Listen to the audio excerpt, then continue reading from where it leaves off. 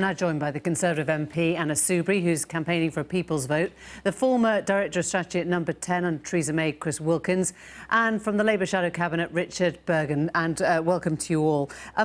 Chris, where do you think it started to go wrong, this? Because this is the end of the first bit, but it isn't a surprise that it's ended up like this, right? I don't think it is a surprise. I think, where did it start to go wrong? I think it was actually quite some time back, because in my view is that the deal that the Prime Minister has come back with from Brussels is not particularly a surprise. Most of the details of it I think, could have been predicted, and really the point is that I would have expected the government to have been spending a number of months now really building a coalition of support to get this deal through Parliament, and I think had they reached out to certain, maybe more centrist members of the Conservative Party and equally some moderate members of the Labour Party, then they might have been able to build that coalition support. But having not done that and having really tried to do that over the course of maybe a week to 10 days, they just didn't have enough time to pull it together. We'll bring in the centrist members in a moment, but you heard Peter Mandelson talk about this straitjacket of red lines that she had emerged with from Lancaster House, whether it was an end to freedom of movement, you know, an end to the customs union, an end to the single market. That was it, wasn't it? I mean, at that point, she'd stopped being able to bridge any gap. Well, I actually don't accept that view. This talk of red lines is something that people use often now, but actually, if you look back at the Lancaster House speech, it was a more flexible, nuanced speech than people now remember, and certainly the language got harder when we went through the election in the manifesto and things like that. It was citizens of nowhere, wasn't it? It was a sense that if you weren't sort of feeling properly... That was before Lancaster. Right. I think people sort of cherry-pick bits of that. The view that the Prime Minister took from the start was, firstly, that she wanted a deal from Europe, which was a bespoke deal, something unique for the United Kingdom, and the deal she's presented now is precisely that. And she also wanted a deal that meant that we took back control of our borders, our money and our laws, and again, this deal achieves that. Now, I think it's perfectly consistent with that. The problem is the backstop. It doesn't, because we haven't got a deal. We've got a withdrawal agreement, and we've got this wretched backstop, which doesn't please anybody and it really does concern everybody. But we haven't got the deal. We don't know what the future relationship is going to be. And I think that's, again, something that we completely forget in all of this, is that, you know, Theresa did say that there would be some bespoke deal. This is for the birds. There was never going to be a bespoke deal. In fact, we've got no deal. And it is this blindfolded Brexit that we predicted. But where Chris is absolutely right was that the profound mistake that she made was that she never reached out across her own benches, as I said in the House today, across Parliament and across the country from the outset. So what she should have done... out to the Remainers, to the 48%? To the 40%, but also across party as well, to find the consensus before she put down her red lines. And in my experience, my God, they are red lines which she won't even blur.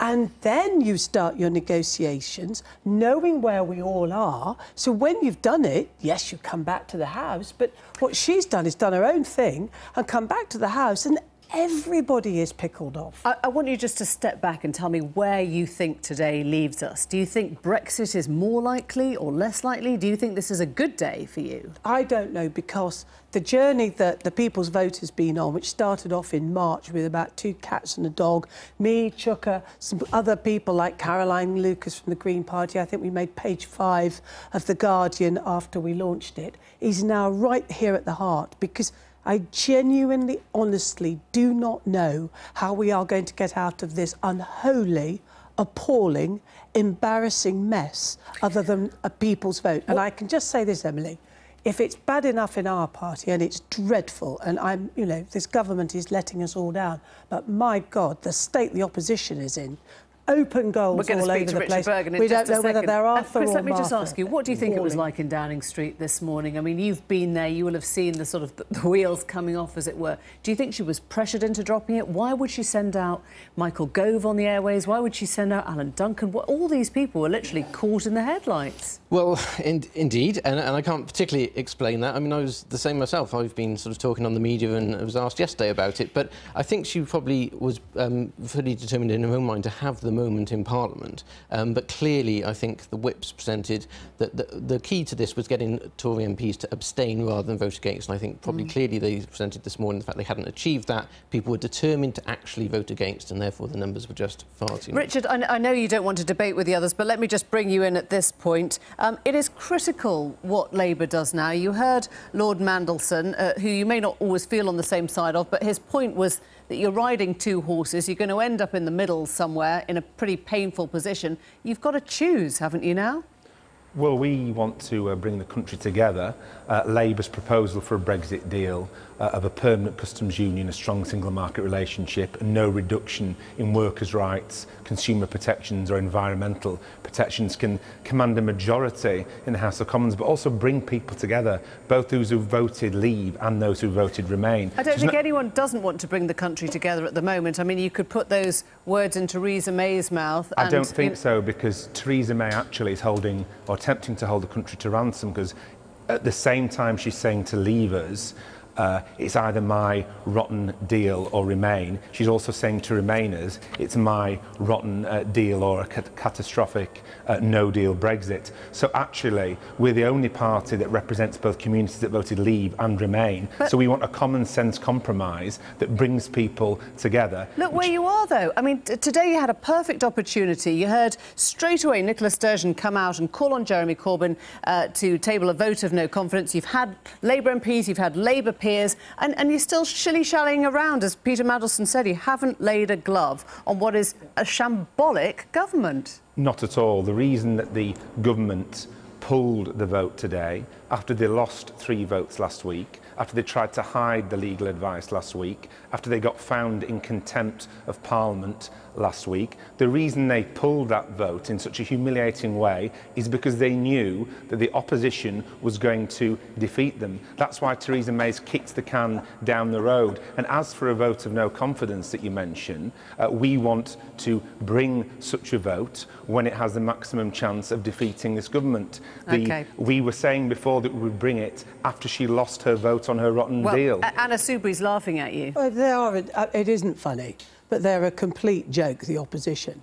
And in this time of absolute national crisis, when you need a good, strong opposition to challenge government, to help in a way, to see if there's a way through things, I mean, Corbyn and the rest of that front bench are an absolute disgrace. Why haven't they talked about any move, by way of example, to have a vote of no confidence? That's one of the first things you'd expect from a leader of opposition. I say bring it on. I'll be supporting the government. She's the opposition. As will. Yes, we're Richard, she's the opposition. That's the voice of opposition in the studio, isn't it? No, because for all the kind of hawking of her principal conscience around the TV studios, when push comes to shove, Anna Soubry has supported all the attacks on working-class communities and all their diversity. That's the reality. We're talking about Brexit, man. This is the most important decision this country's made since the Second World War. Come on, grow up, show some leadership. When you're going to table your motion of no confidence in the government and deliver on your conference decision to call a people's vote, when are you going to do those things and act in a responsible manner? Let's let him answer.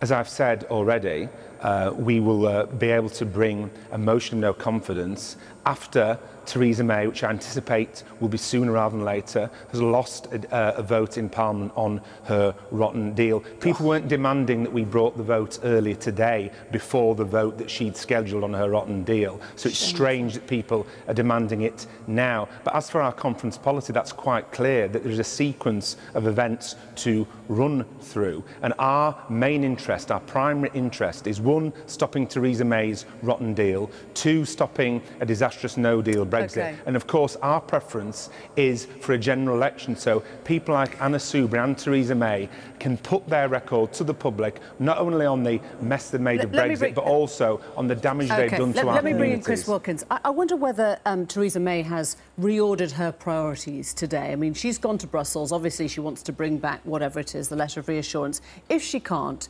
would she move, do you think, on a people's vote? Would she move on any of the other options? Would she prefer to resign than do that? I mean, you know the woman, the bloody difficult woman who can either be incredibly, hard-working or intransigent, depending on sort of which side of the coin you flip. From your point of view. It's difficult, isn't it? If you looked at her statement today, she had pretty definitive arguments against sort of all the other options, and clearly trying to say, it's my deal or nothing. And I think it's right she should try a renegotiation with Brussels and bring that back. But to answer your question directly, I think there are no good options here, really. They all have downsides, and if you look at them, you can really sort of see where the demerits are. Do you think she'd die on the sword, though, is what I'm saying, rather than take anything else on? No, I don't. I think she's determined to find a resolution to this, and I think, if I were there now advising her and looking at all the options, say there are no good ones, I think that the the sort of second referendum is the way that she would have to go, because she's made this ultimately about she's trying to deliver on the will of the people, and that's how she set up this whole thing. So actually the logical consequence of that is if you can't get your deal through, you have to go back to the people. Thank you all very much indeed.